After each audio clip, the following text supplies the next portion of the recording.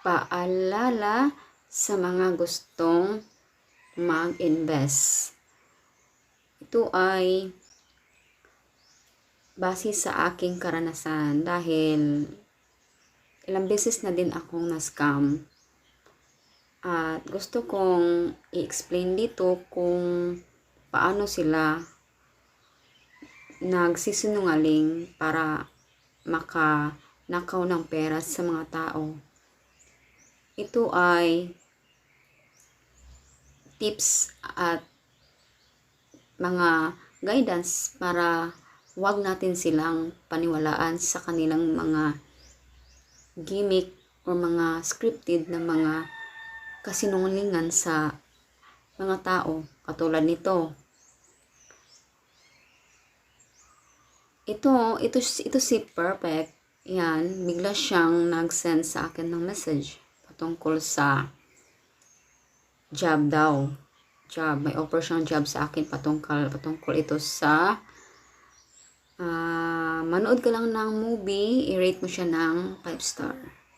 Magkakaroon ka na ng 1,000 to 8,000 pesos per day. Imagine, ang bilis ng pera. Walang pera na madaling kitain. Talagang mahirap yan. Sa mga style ng mga scammer, humihingi sila ng information mo. Yan, hiningi nila sa akin. At nag-o-offer ng mga job.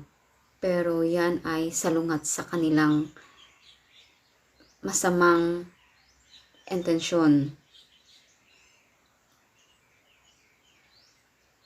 Unang-una, huwag kayong maniwala sa online na hindi nyo kilala yung tao.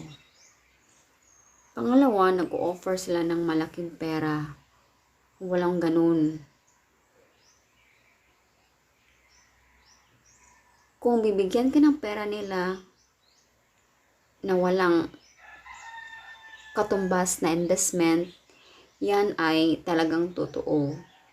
Pero pag ganito na, alam ko scam ito, pero nag-try ako kung bibigyan niya ako ng pera. Yun nga, ito.